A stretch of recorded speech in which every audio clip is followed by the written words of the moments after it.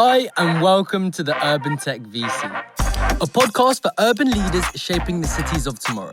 If you love our show, do drop us a review, share it with your friends, and follow 2BX on LinkedIn or Instagram. Today, we're happy to welcome you to the host themselves as guests. Listen to 2BX's 2GPs reflecting on the second season of the Urban Tech podcast, including learnings about their past 5 guests, urban challenges, and possible solutions. Enjoy being part of a very honest, personal, and fun conversation between 2 co-founders and get to know their pure dynamic.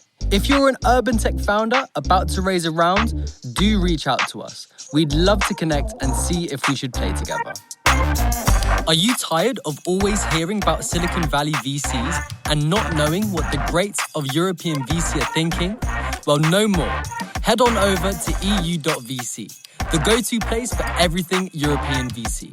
You'll find podcasts, events, and expert-curated content from all over the EUVC scene. Well, what are you waiting for?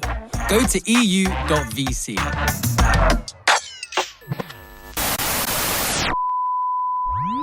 Hi KJ, this is the last time a very special episode.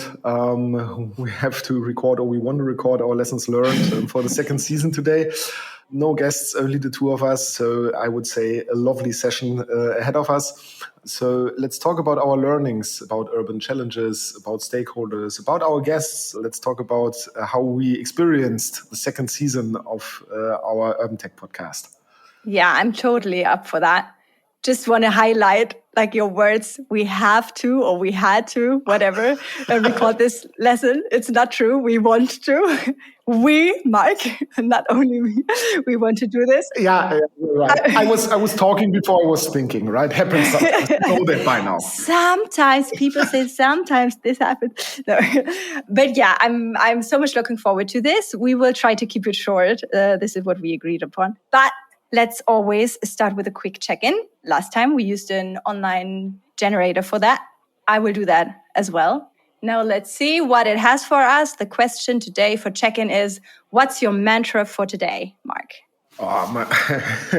My mantra for today is probably get some shit done. So a little bit of backlog that I just want to get rid of. I have a vast to-do list and I'm looking forward to it to just get some stuff done. This is my mantra. So fully focused, highly motivated today, in a really good mood. And actually looking forward to cross our to-dos for this week, as most of them are fun, right? So looking forward to that. But one thing with regard to this question generator, I consider this a little bit unfair that you always generate the question. So what we're going to do today is the flip side. I clicked the link as well. I'm able to do that. Yeah. So I'm going to ask you a different check-in question. Go ahead. What do you need to share to be present today? Oh, what should I share? I am in a quite good mood. Do I have to share anything? There are so many people right now in this house, more than usually. So it could happen that my son enters the room because I said, don't come into the room. He used to be in Kita. Usually he should be in Kita, but we are leaving. And I said, don't enter the room. Otherwise, you have to be part of the podcast. And okay, but that is basically an invite to enter the room, right? This is what I realized. I mean, we had the topic about talking before thinking. So, and he was like, okay. So I could come into the room. And I was like, no, I mean, you could. It's a door. You can open it, but you shouldn't. So let's see. Let's find out. So this is something you should know because probably, or not probably, it could happen. Yeah, it's always a pleasure talking to your son. I'm unsure, though, how he'd react to English. Yeah, we had that. We had friends over here and we had discussions like a whole evening in English. It was not a problem. Very shy at the very end. He was like, good night. It was quite cute. But yeah, let's hope that he doesn't enter because now we already have 4 minutes on our recording. Better not do that. Cool. Then I would like to, let's recap first season 2. So another 5 episodes we recorded. We started with the one with Jürgen. We talked about crisis, about opportunities. It was actually, I think the only episode we had so far that is really connected to a very present topic. Mm-hmm. The other ones are quite evergreen, I would say, because if you talk about it now or next year, it doesn't change. But with Jürgen, that was different. So this is something that stood out there in this episode. You should definitely listen to that one. It's super interesting. Then we had the recording with Bernd about what city residents really need. That was actually the start of having 4 other episodes with founders. Mm-hmm. Did you realize that? It was a really founder-intense season. But that stood out there, that we started that series. Then we had Martha. Then we started the female game, actually. Then we had Martha talking about mobility in cities, connecting it to the politics side of view also. Then we talked with Natalia about sustainable cities, about the role of data, and then it connected or it related to the recording we had with Leah about data ethics and how to use data to create sustainable mobility. So it was like really a lot about mobility, a lot about data, pretty data intense, right? And it was actually just a lot of fun talking to a lot of founders and Yeah, to me, and that was a very interesting general learning in the season, right? We had discussions about having more diverse set of guests, right? And we always have these discussions and this prejudice that especially in urban context and on the real estate industry, it's quite tough to get like a decent amount of female potential guests. And the thing is, we did it. So like if you put effort into that, and it was a good learning, right? We had a very interesting set of potential guests and we actually managed to increase diversity from a gender perspective significantly. And that is something that really stood out to me and that I'm also a little bit proud of. If you just want to, then you can just like do it. You just have to make it happen. For me, the episode with Jürgen was the one that I think, all of them were a lot of fun, but the one with Jürgen to me was the most fun because I love the topic. I love that it was such a present and also pressing topic. The insights that we gained were incredible. I had a lot of fun because I love talking about this macroeconomic stuff. I love to talk about market environment and all these kind of things. It really is my topic. So for me, this stood out. And one thing that we can maybe sneak peek is that we're definitely going to do that again. So this market perspective view from a really experienced top manager perspective is something that we will incorporate in future seasons as well. That was something that really was fun. And again, he was right when it came to the interest rate increase of the European Central Bank, right? So that was also a good thing. Yeah, that's actually true. Yeah. But what was the podcast where you had let's say the most fun actually? Fun. Yeah. Fun. Yeah. I didn't have fun at all, no.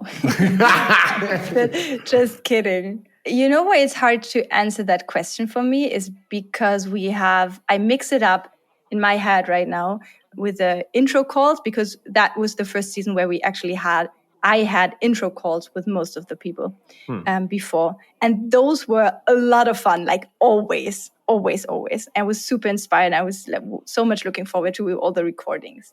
Then recording the episodes itself, talking to the guests, it was also fun. But when I listened to it, I realized the fun part starts in the middle and at the end. The end is the fun part with the fire questions. So this is the one where I have a lot of fun. I couldn't really say this is what stood out because I enjoyed like every episode. And I want to sneak out that question. You know what I'm curious about? I'm very curious about the quality of the recording, right? From the podcast with Natalia. Yeah. Because she had the most advanced setup that we have seen so far on her side. You remember with the microphone and everything and the proper headphones? That is something that I'm really curious about. And also sneak peek for the next season. I'm also really curious about how it will be when because we decided to send out proper microphone because we want to tackle quality issues and increase quality of the podcast. So let's see where this goes. Also, the guests of our next episode, if they do not have their own proper setup, they will receive at least a proper microphone from us. Not as a present, though. They have to give it back. Let's see. So on many levels, it'll be an experiment, right? Let's see how that works. Yeah, that's true. Just one sentence when it comes to technical issues. We had that many technical issues in this season. And I think people won't notice. If you don't know, you won't notice. Thank you EUVC team, you're awesome. But yeah, like breaking up different, like the connection failing, microphone, wrong setting. We had a lot of stuff going on. I'm happy that it was that much in the second season, not in the first season. Because otherwise I would probably say we won't do it again. But continuously improvement for the next season to come. So also looking forward to that. Maybe let's jump into a little bit more details of the topics. We talked a lot about, of course, urban areas, especially with 4 of our guests, right? So very detailed, as you mentioned in the beginning, deep dive sometimes in mobility, in data, in new concepts. So what are the key learnings from your side with regards to our topic, urban tech and urbanity in general? Did you had aha moments? Is something that stood out for you in particular? If I have to look at it from a season perspective, for me it stood out the role of collaboration, that there are so many intersections of important areas, industry, stakeholders. Again, it was not new to us, but listening to it, like every episode, that stood out, and talking about or thinking about the role of it needs a moderator there to get this going. That was something where I had one aha moment, one of many. I mean, from a structural perspective, that is a repeating topic. This is something that we hear more and more often. Also, I'm wondering, this moderator role and this interconnector role is something that everybody mentions. The question is, who's responsible for that? We have no answer for that yet, right? Cries for a good product, in my opinion, right? So there's this definitely an ask or something that every company, every startup in this ecosystem should have in mind, that you have to be intersectional when it comes to the huge amount of stakeholders that you're encountering, and that you have to consider yourself as a moderator.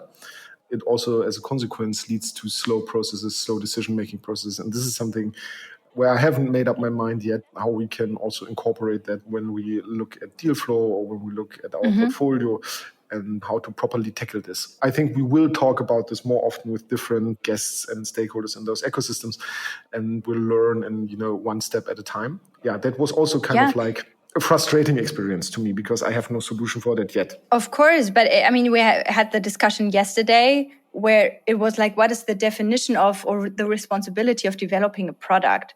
I think this is what changes, that it's not about developing a product and pushing it out and saying, hey, use it, but taking over a part of that overlap or a moderation role is too much, because it's not a moderation role, but like making it ready to be better understood. I don't know how to explain it in better words, but I think that changes a bit. It's like taking more responsibility. Yeah, I mean, we know that from app development, right? If your users do not use the app properly, you have built a bad app, right? And this user centricity in an urban environment becomes more imminent, yet it is very complicated, because you have a different set of users maybe using your product for different functions or different use cases. So this really, I think, it's more about selling a SaaS product. It's more than selling, just a smart building product or a mobility solution. You have to really think about the customer or the user, not even the customer, right? This is something that we also see is mixed up very often. Customer equals user. That is not the case necessarily, right? Yeah. And this will become, if you want to develop feasible solutions, feasible products, and build feasible companies, this will become one of the core issues or core challenges to tackle. Taking a look at the time, let's jump into the next topic. What did you learn about us as podcast hosts or as investors? Is there anything that you say, this I didn't know about before, about you, Mark, for example? I already know everything. No. Man, nearly. First observation is that we kind of professionalize what we are doing. Like our lead generation process is different, or was different. And I think the understanding of us being a podcast host, and this is something that we want to be in future as well, this is something that we developed. And that was not that clear when we ended the first episode. It was like, yeah, let's do it. But there was that moment where we really describe what we are doing, what kind of people we are looking for. We started addressing people, blah, blah, blah, where it felt like, okay, this is now part of 2BX and us as team. And it's a lot of fun, actually doing that. I mean, working with you is most of the time a lot of fun. But I mean, being in those discussions always is something where I think we are a good team. Again, it proves for me why we work well, because we are so different. We can talk like a whole hour just reviewing like how different we are, but it's working. Yeah. And this is something that, I appreciate. I agree. I'm very happy with how we professionalized on recording the episodes, on preparing the episodes, and also on presenting ourselves, right? As a team together towards our guests, I think we're way more confident than in the first episode, because we're getting used to the processes and how to actually record an episode and how to build an episode and prepare it properly, prepare our guests properly.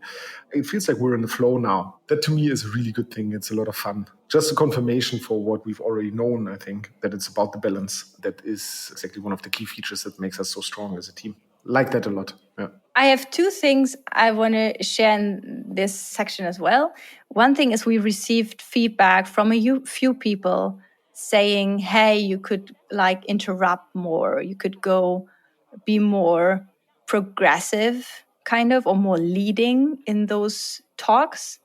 For me, I have made a decision I don't want to, because it's really just not my style. And I won't do that just because I think people will then listen it, or more people would listen to it. I won't change for a higher reach. I won't. And I think it would feel super weird for me or for us, because that would change our dynamic as well. And as we talked about, this is so good that we have that dynamic, we're working good as team, blah, blah, blah, then we would destroy that. You know, the thing is, I'm unsure about that from my side of view, right? I mean, and this is something for me, having the podcasts as we're having them, trying to let everybody talk to an end and all this kind of stuff. To me, that is a challenge, right? Because my natural is to, if I have a thought, then, jump right into it and say, wait, stop. Let's go deeper here. What do you mean by saying this? Please explain that. I have to add this. I mean, this is something where we, I think, still can improve a lot and find a middle ground, and also define different roles within how we are moderating the podcast as hosts. Maybe this is something that we will explore a little bit in the next season, but let's see about that. Again, one of the advantages of having such a different style within the two of us. Yeah, it is. It would be more your role for sure. It's not to just make that clear that I'm not able to do that. It's a conscious decision based on values. You're too polite. It's not.